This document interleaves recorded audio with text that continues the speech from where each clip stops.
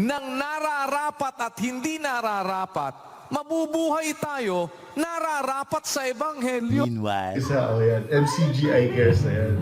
Yun, no? Oh? Matakit-tikit pa ng mata. Oh? Isa, yan. MCGI Cares na yan. Yung isa, Top GP. Pero mas gusto ko yung tela na. Ng nararapat at hindi nararapat, mabubuhay tayo nararapat sa Ebanghelyo. Anong panuntunan? Anong panuntunan ng nararapat at hindi nararapat? Oh.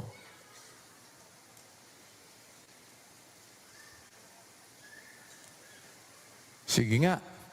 O, tanungin nga natin yung ating dalawang kapatid doon, anong nararapat at hindi nararapat. O. Kasi, ano tayo no? Interesado yung, sige nga. Tanungin nga natin yung dalawang kapatid natin doon. Yan, sige. Taga saan po kayo mga kapatid? Sige po, yan.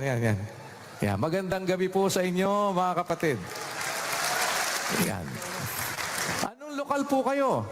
Ano po? Taga La Verdad po. La Verdad, si kapatid, yung katabi mo. Commonwealth po. Commonwealth. Kayo po, kapatid. Commonwealth po. Commonwealth. Yan. Matagal na ba kayong mga kapatid? Ako, ano po? La Verdad, Caloocan. Awalit po. Palit. Oh, sila Commonwealth. Commonwealth. Doon po ba sa dating Commonwealth? Yung bago na po. Yung bago na. Ayan. Doon kayo dumadalo palagi. Opo. Ayan. Oh, pero palagi ko kayo nakikita dito, di ba? Oo, madalas kayo dito. O, ano ba ang naintindihan nyo sa pinag-aaralan natin?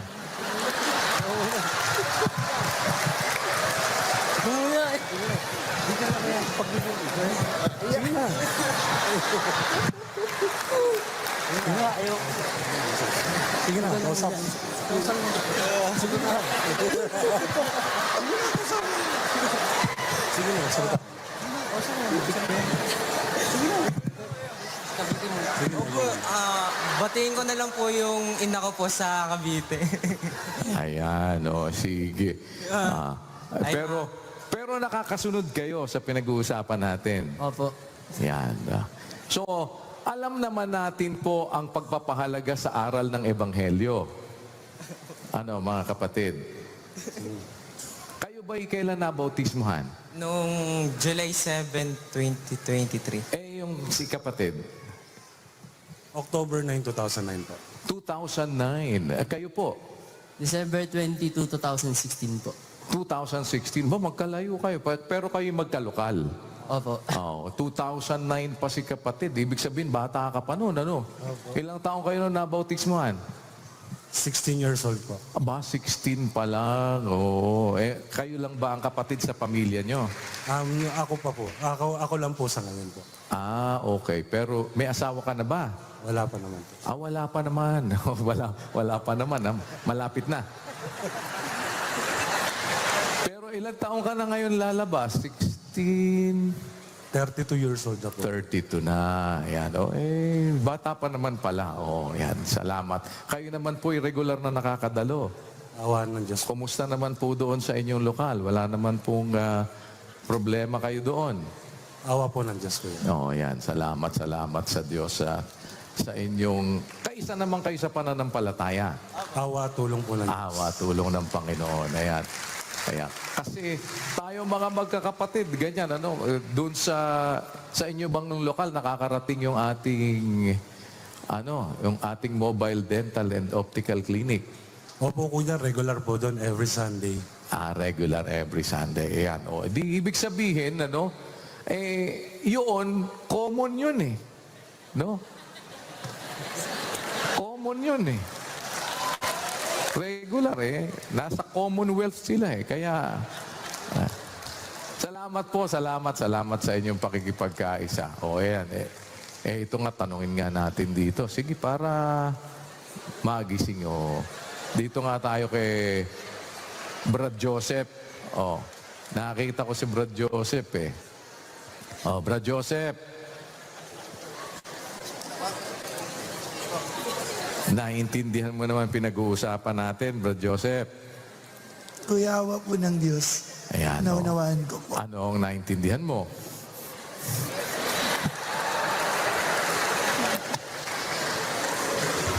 Naunawaan ko po. Ayun. Bakit unawang-unawa mo talaga?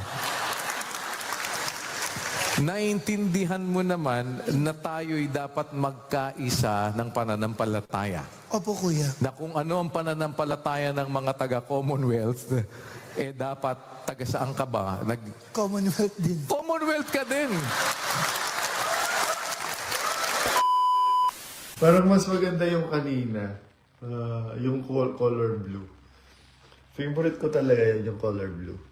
Hindi na ako nakikinig ng wala naman. Bro, naka-MC Jaggers t-shirt ka. Ang dami nagme-message sa akin ngayon sa private message, nagpa-pop up. Bro, naka-MCGI t-shirts ka. Sayang naman kasi itong damit na to. Bibili ako, magpapagawa ako ng ipapatch ko na lang. O kaya, I just leave it like this. Para merong remembrance. Once in my life, I have been a member of the cult. Meron po, utak biya kung tawagin sa Bisaya. Sa Kapampangan, ganyan din, utak biya. O talaya tang utak, utak yang biya. Ganon din sa Kapampangan. O ngayon, Daniel Rason, napakayabang mo kasi.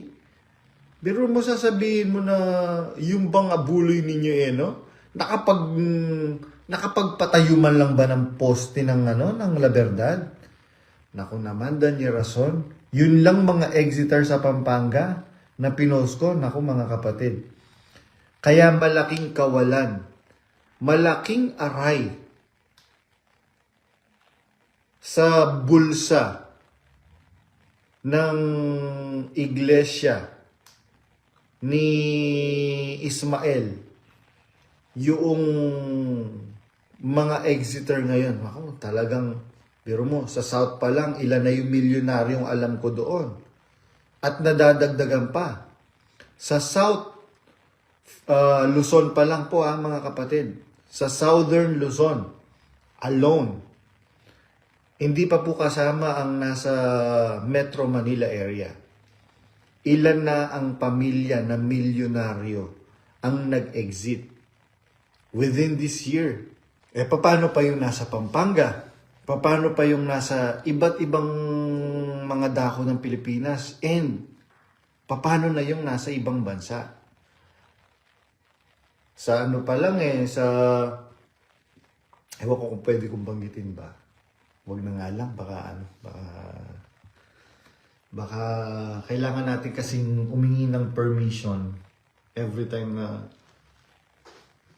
magbabanggit tayo. Kasi, syempre, ayaw naman natin makompromise yung peace at security ng mga kapatid na nagsipag-exit. Yung sa Pangasinan po na nag-donate ng lupa, exit na rin. Ayan, yung sa Pangasinan daw na nag-donate ng lupa, exit na rin. Marami mga kapatid, maraming exeter. Nako, sobrang dami ng mga exeter. Hindi ba kayo, mga kapatid, nagtataka? Hindi ba sinabi naman ni Soriano, mga kapatid, huwag po kayong mag-aalala at malulungkot pagka merong umaalis sa atin na paisa-isa, padaldalawa, kabahan na po kayo mga kapatid. Pagka ang umaalis sa atin ay langkay-langkay, pamilya, angkan-angkan, which is yan po ang nangyayari at nangyari sa loob ng 2025.